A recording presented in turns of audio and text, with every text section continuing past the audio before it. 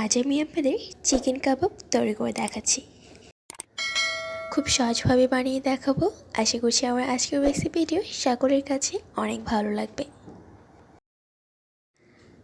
কাবাব তৈরি করার জন্য এখানে আমি হাড় ছাড়া মাংস নিয়েছি এবং আলু নিয়েছি। প্রথমে আমি ফ্রাই প্যানে আলু, মাংস, 2টি তেজপাতা, 1টি দারচিনি, 2টি লবঙ্গ, 2টি সাদা এলাচ এবং পর্যাপ্ত পরিমাণে পানি দিয়ে দিচ্ছি। 1 চামচ তেল এবং সামান্য লবণ দিয়ে এটিকে আমি সিদ্ধ করে নিচ্ছি। সিদ্ধ হয়ে গেলে এখানে আমি মাংসটাকে হাত দিয়ে এইভাবে টুকরো টুকরো করে ছিঁড়ে নিলাম এবং আলুকে একদম মিহি করে ম্যাশ করে নিয়েছি। এইখানে আমি নিয়েছি 1 কাপ পরিমাণে পেঁয়াজ, কাঁচামরিচ এবং ধনিয়া পাতাকে হালকা তেলে ব্রাউন কালার করে ভেজে নিয়েছি। এবার আমি মাংস আর আলুকে খুব ভালো করে মাখিয়ে নিয়েছি। অ্যাড করে দিচ্ছি সেই ভেজে রাখা পেঁয়াজ, মরিচ এবং ধনিয়া পাতা।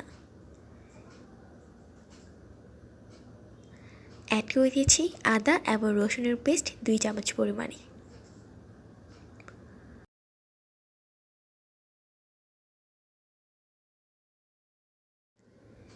দিয়ে দিচ্ছি স্বাদমতো লবণ।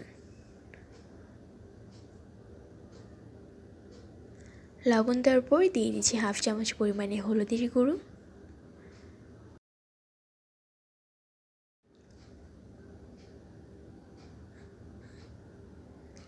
1 চামচ পরিমাণে লাল মরিচের গুঁড়ো। কাঁচামরিচও অ্যাড করেছি, এই কারণে আমি এখানে লাল মরিচ বেশি দিইনি। দিয়ে দিলাম 1 চামচ পরিমাণে ধনিয়া গুঁড়ো, হাফ চামচ ভাজা জিরে গুঁড়ো এবং 1 চামচ গরম মশলা। এই গরম মশলাটা আমি নিজে বাসায় তৈরি করেছি। রেসিপি দেখতে চাইলে আমার চ্যানেলে ঘুরে আসতে পারেন। এখন আমি সবগুলো উপকরণকে একসঙ্গে মাখিয়ে নিচ্ছি। একটি ডিম দিয়ে দিচ্ছি। ডিমটা দেওয়ার ফলে কাবাবটা ভেঙে যাবে না, খুব সহজভাবে জোড়া লেগে যাবে। খুব ভালো করে কাবাবকে মাখিয়ে নেওয়ার পর হাতে একটু তেল মাখিয়ে আমি এভাবে রাউন্ড করে ঘুরিয়ে কাবাবের শেপ করে সবগুলোকে তৈরি করে নিয়েছি। একইভাবে আমি সবগুলো কাবাবকে তৈরি করে নিয়েছি। আপনারা চাইলে এইভাবে কাবাব বানিয়ে ফ্রিজে সংরক্ষণ করে রাখতে পারেন এবং যখন খাবেন তখন বের করে গরম তেলে ভেজে নিতে পারেন। এখন আমি কাবাবগুলোকে তেলে ভেজে নিচ্ছি।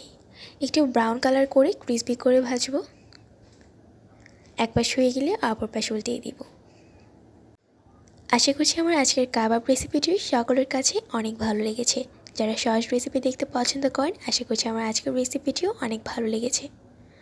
সকলকে আবারও ধন্যবাদ জানিয়ে আজ এখানে বিদায় নিচ্ছি। আল্লাহ হাফেজ।